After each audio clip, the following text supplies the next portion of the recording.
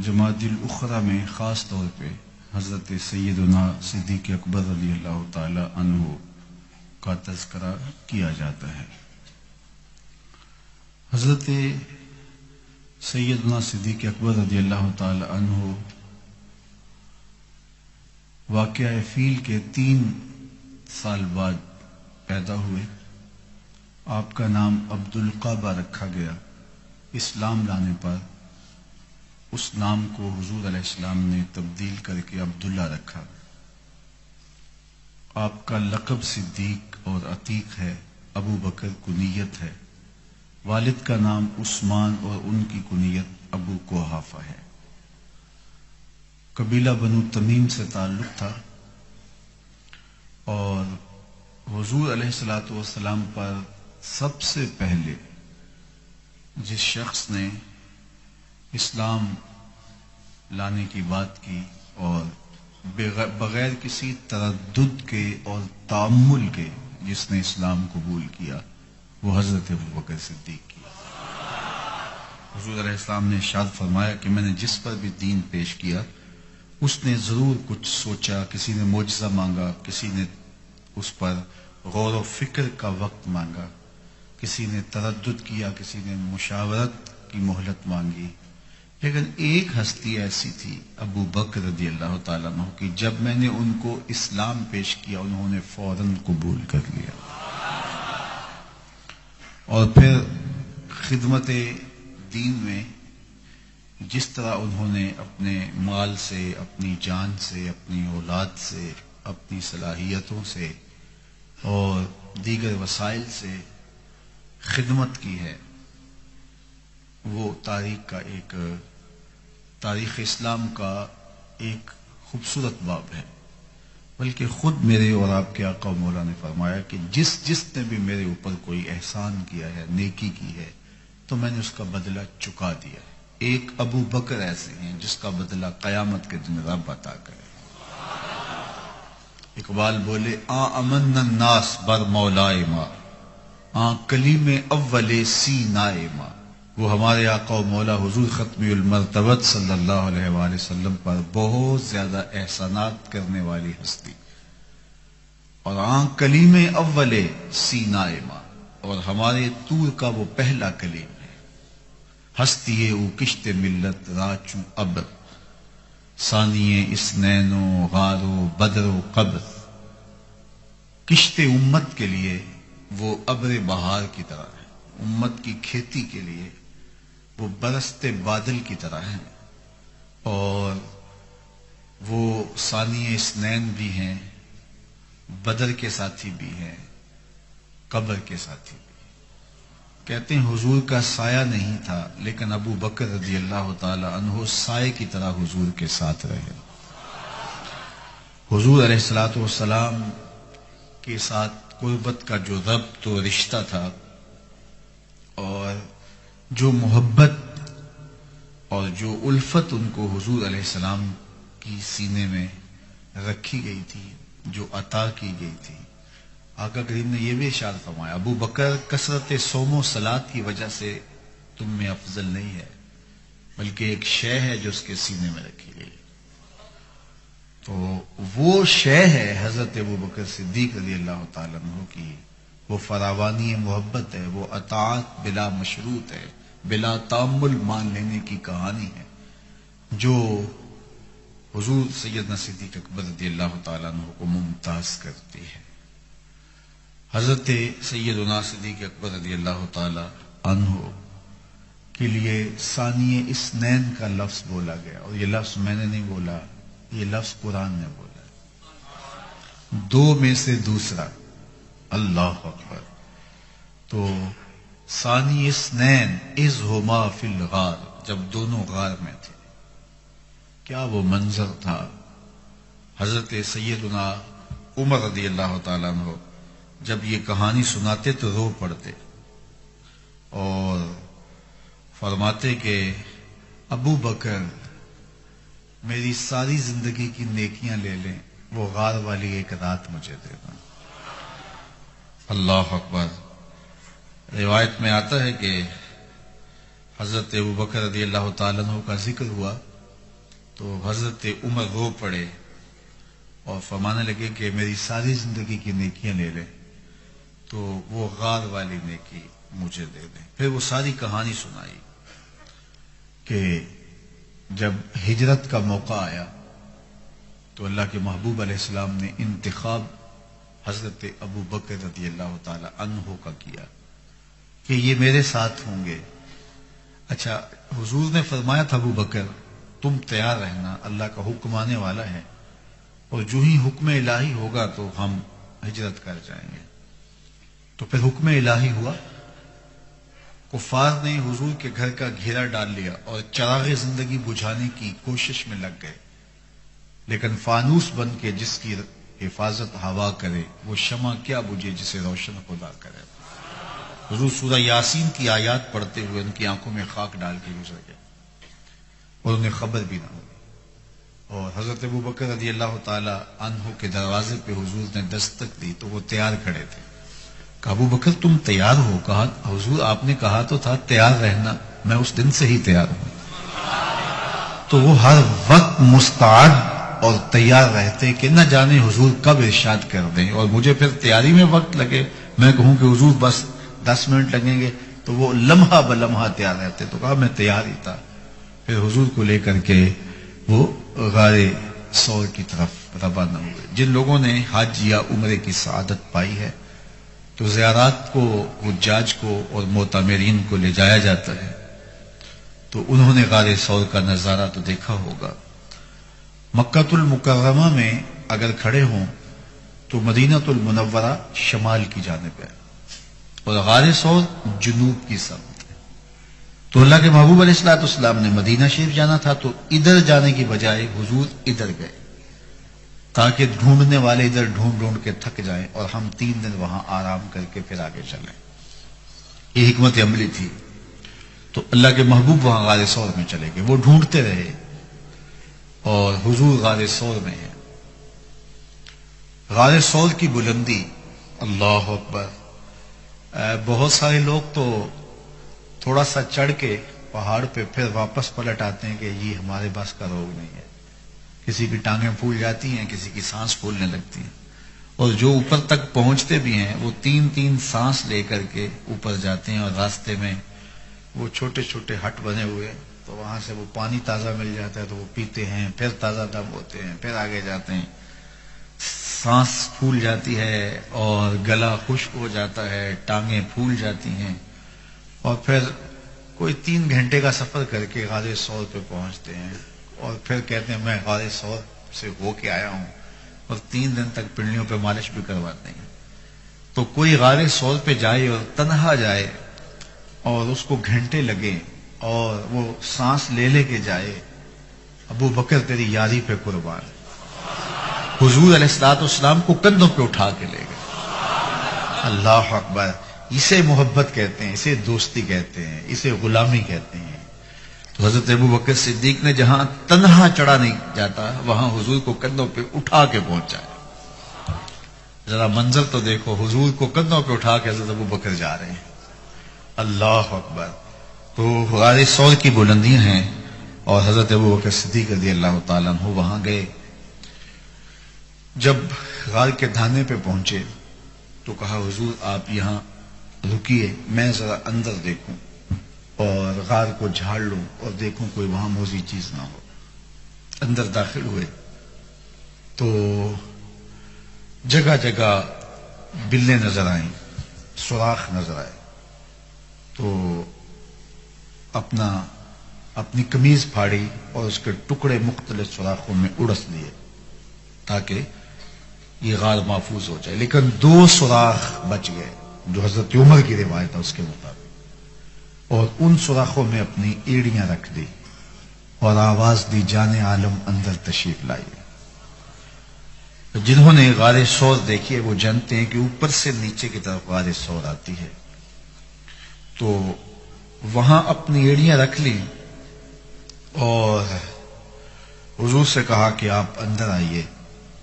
تو آقا کریم جب اندر تشریف لے گئے تو حضرت ابو بکر صدیق رضی اللہ تعالی عنہ کی گود میں حضور نے سر رکھا اور استراحت فرمانے لگے. حضرت ابو بکر صدیق حضور کے دیدار کی دولت سے مالا مال ہو رہے ہیں. مچل رہی ہیں شوخیاں دیدائے نیم باز میں. اللہ ادب کا تقاضا ہے نا، آنکھ بھی پوری نہیں کھلی.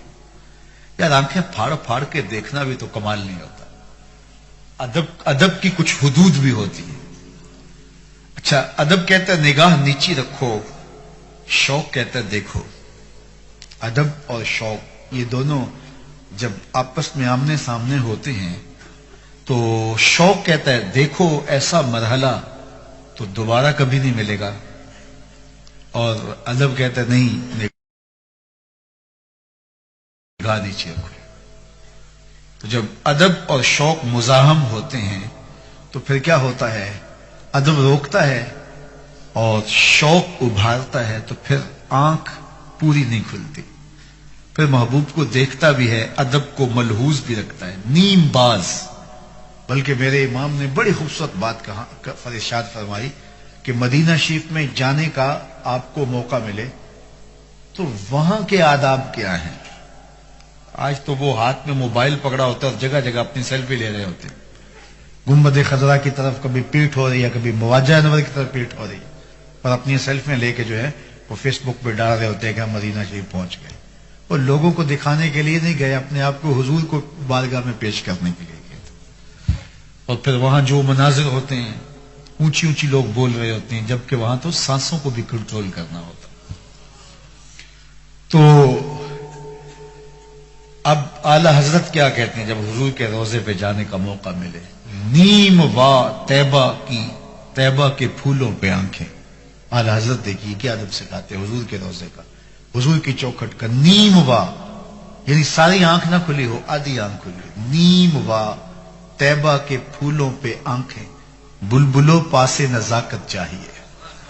بلبلوں پاسے نزاکت چاہیے، نزاکت کا پاس رکھو.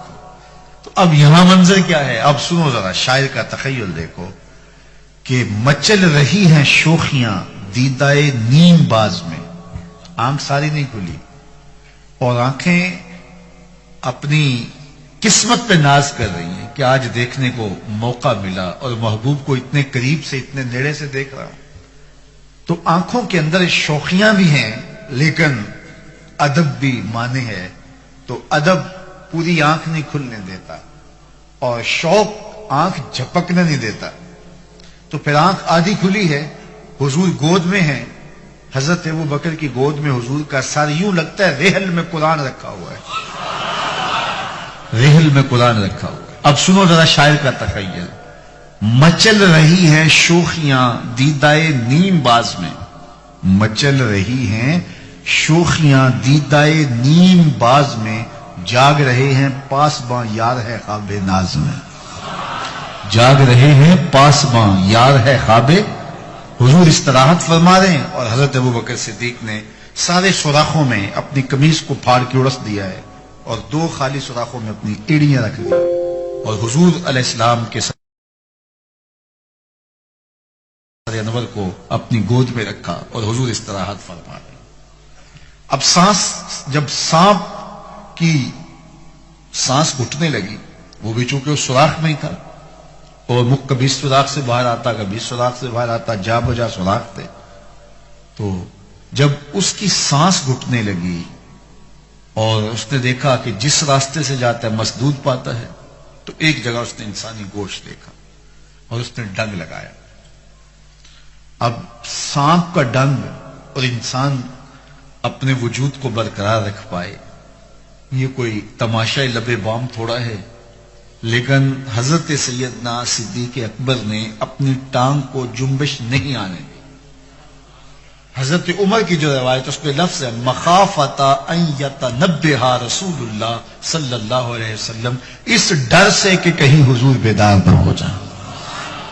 لم یتحرک، اپنی ٹانگ کو حرکت نہیں آنے دی. لم یتحرک مخافۃ ان یتنبہ رسول اللہ صلی اللہ علیہ وسلم، اس ڈر سے کہ کہیں حضور بیدار نہ ہو جائے.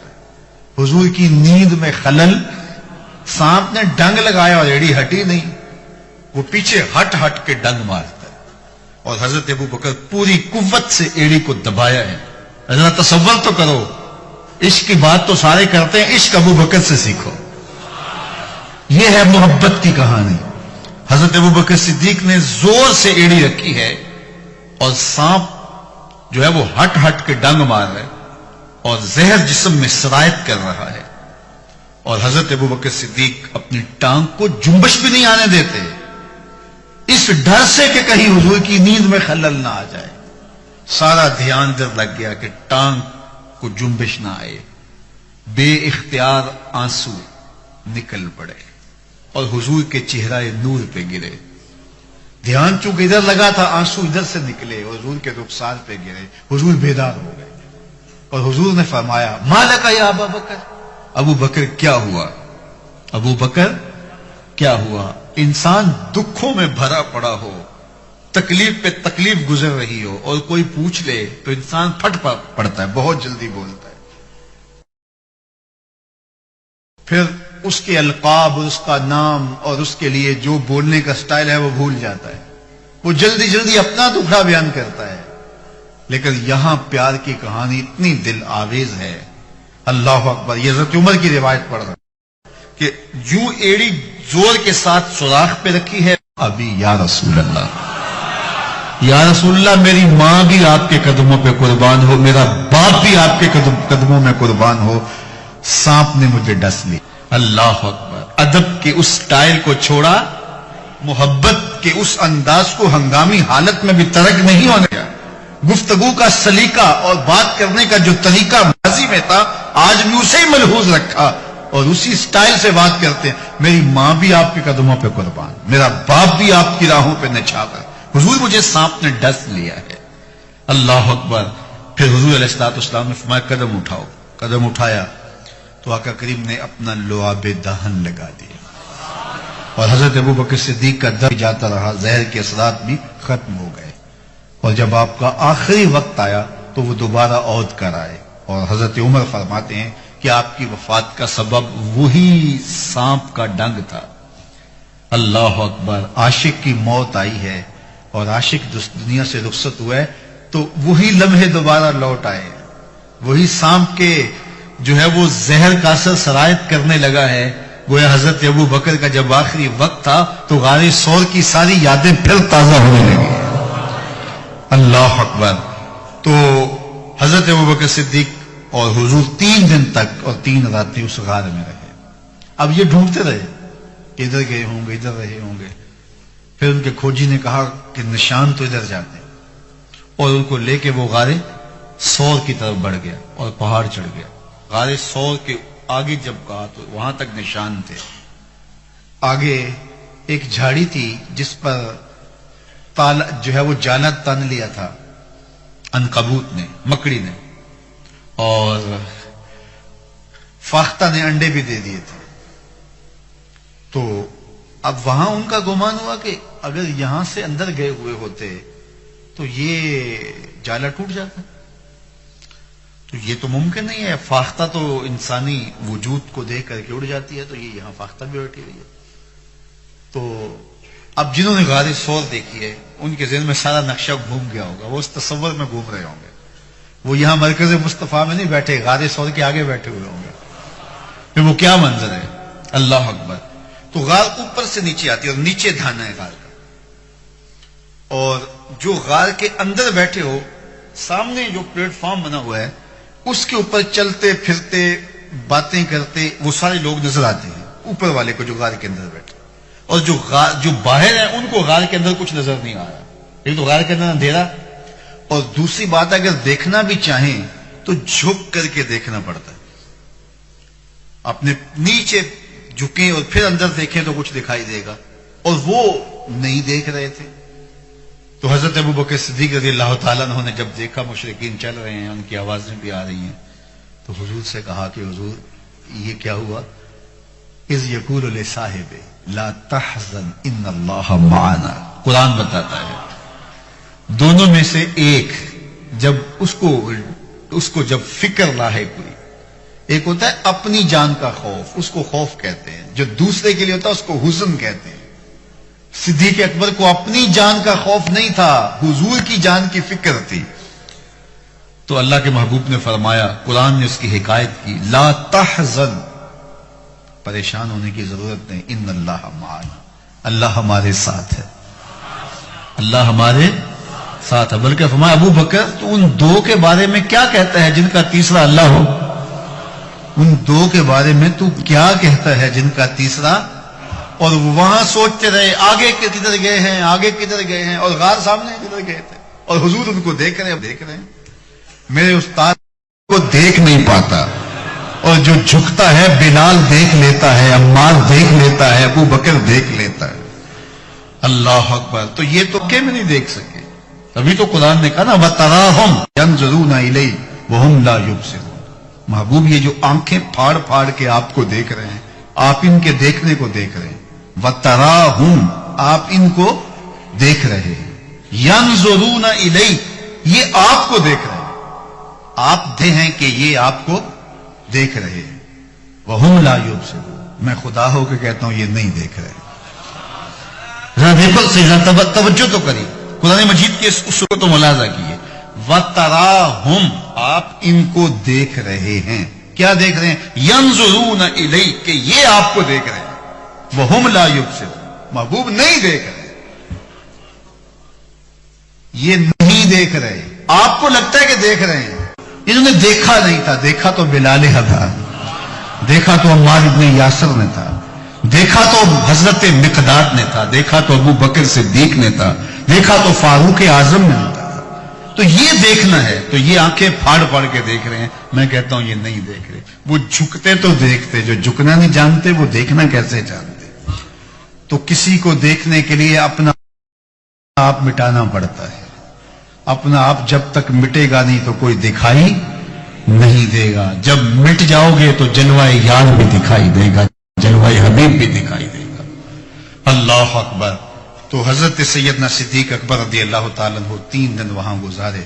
حضرت عمر کہا کرتے تھے رضی اللہ تعالیٰ عنہ، روتے تھے جب حضرت ابو بکر صدیق کا ذکر کرتے، کہتے تھے کہ ابو بکر مجھے غار کی ایک رات والی وہ نیکی دے دیں، میری ساری زندگی کی نیکیاں لے لیں۔ ام المؤمنین سیدہ عائشہ رضی اللہ تعالیٰ عنہ فرماتی ہیں، ایک دن تاروں بری شب تھی اور حضور علیہ السلام میرے کاشانہ نور میں تھے، کاشانہ رحمت میں تھے، تو ایسے تاروں پہ نظر پڑی تو میں نے حضور سے سوال کیا، میں نے حضور تاروں جتنی نیکیاں بھی کسی کی ہوں گی؟ چمکتے ہوئے ستارے، تا حد نظر پھیلا ہوا آسمان، تو بے ساختہ میں نے کہا حضور ستاروں جتنی نیکیاں بھی کسی کی ہوں گی؟ حضور نے برجستہ کہا ہاں عمر کی۔ تو کہا میرے سوال کے پیچھے ایک آرزو تھی کہ میرے باپ کا نام لیا جائے گا۔ بیٹی کو باپ کے ساتھ جو محبت ہوتی ہے وہ تو ایک انوکھا جہاں ہے، ایک انوکھی کائنات ہے، اور باپ بھی ابو بکر ہو اور بیٹی بھی صدیق ہوئی، توقع کے مطابق جواب نہیں تھا، آرزو کچھ اور تھی، جواب کچھ اور ملا۔ تو حضور نے فرمایا عائشہ کیا ہوا؟ عرض کی حضور میری تو آرزو تھی کہ میرے باپ کا نام لیا جائے گا۔ کہا عمر کی عمر بھر کی نیکیاں تیرے باپ کی ایک شب کی نیکی۔ اللہ اکبر۔ اسی لیے حضرت عمر رضی اللہ تعالیٰ عنہ کہا کرتے تھے کاش میں ابو بکر کے سینے کا بال ہی ہوتا، کاش میں ابو بکر کے سینے کا بال ہی ہوتا۔ اور جس نے غسل بھی نہیں کیا وہ حضرت صدیق اکبر پہ بات کرتا ہے۔ یہ حضرت عمر کہہ رہے ہیں، وہ عمر جس کے بارے میرے حضور نے فرمایا کہ شیطان عمر کے سائے سے بھاگتا ہے، وہ عمر جس کے بارے میں ارشاد فرمایا کہ لو کان بعدی نبی لکان عمر، میرے بعد اگر کسی کے سر پہ نبوت کا تاج سجتا تو وہ عمر کے سر پہ سجتا۔ وہ عمر جس کے بارے میں میرے اور آپ کے آقا و مولا نے ارشاد فرمایا کہ عمر چراغ اہل جنت ہے۔ لوگوں سے لوگوں جب نیک لوگوں کی بات کیا کرو تو میری عمر کی بھی بات کیا کرو، میری عمر کا ذکر بھی چھیڑا کرو۔ وہ عمر اللہ اکبر جو مراد رسول ہے، وہ کیا کہہ رہے ہیں؟ کاش میں ابو بکر کے سینے پر اگا ہوا ایک بال۔ یہ شان ہے سیدنا صدیق اکبر رضی اللہ تعالی عنہ۔ تو حضور علیہ الصلوۃ والسلام نے حضرت ابو بکر سے ڈرنے کی ضرورت نہیں۔ اذ یقول للصاحب، بدر میں 313 صحابہ کو لے کر حضور آئے جب کفار 1000 کے لشکر جرار کو لے کے پہنچے، تو حضور کے لیے ایک پر بنایا گیا، عریش، وہ لکڑیوں کا ایک سایہ کیا اور وہاں حضور کو بٹھایا گیا کہ کوئی ضرر نہ حضور کو پہنچے، جنگ کا گمسان پڑے تو کوئی حضور تک نہ پہنچے، تو حضور یہاں آرام کریں گے، یہاں ٹھہر، یہاں سے حضور کمان کریں گے۔ وہ آج جنگ میں ہوتا نا کنٹرول روم، وہ حضور کا بنایا گیا۔ اب حضور کا پہرا کون دے؟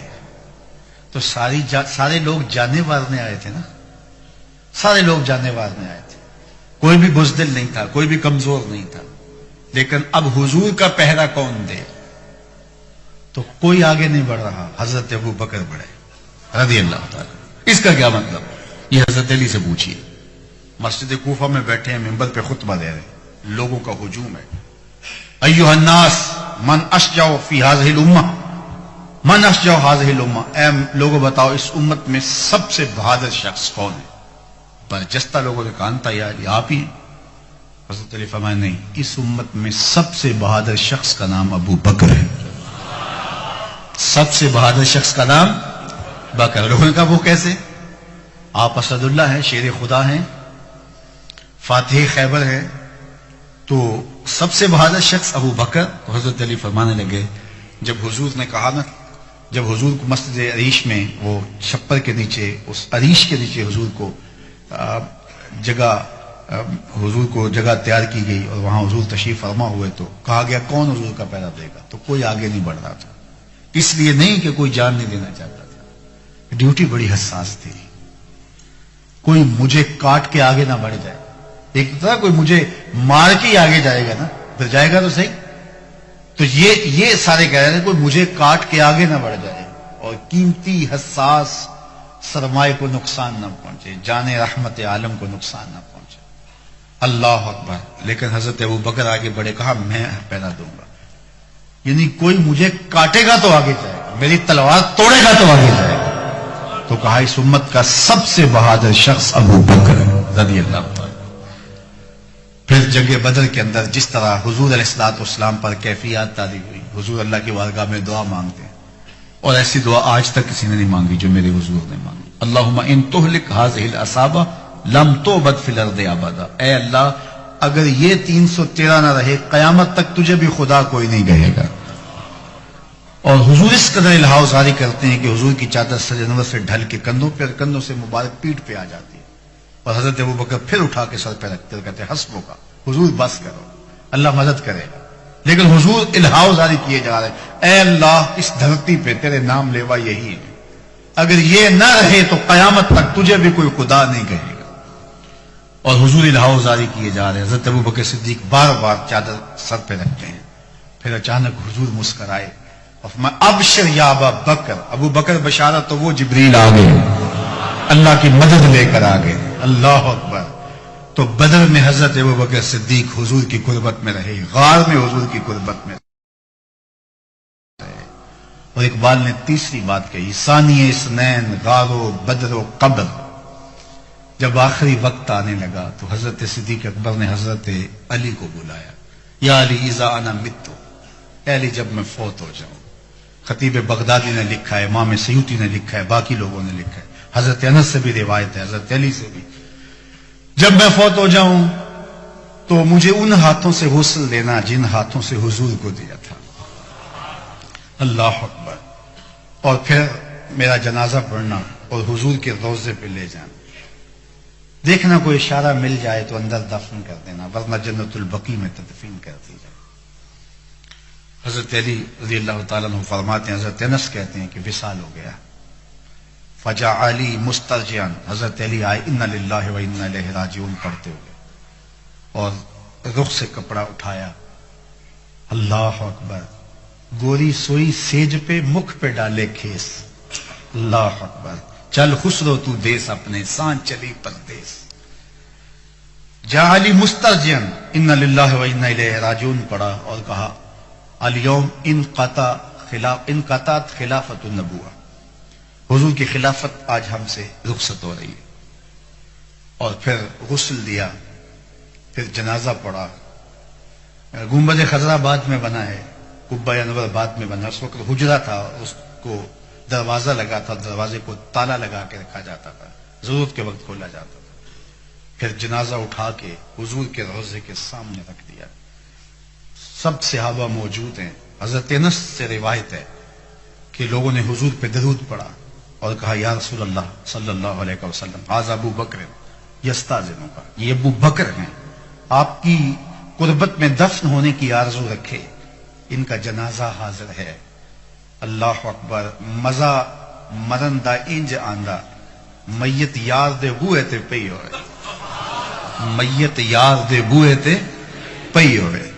یوں حضرت ابوبکر صدیق کی لاش ہے پڑی، صحابہ ہاتھ باندھے کھڑے ہیں، حضور پہ درود پڑھتے ہیں اور ساتھ بولتے ہیں یا رسول اللہ ھذا ابو بکر یستاذنک، یہ ابو بکر ہیں، آپ کی قربت میں دفن ہونے کی تمنا لیے حاضر ہے، کیا حکم ہے؟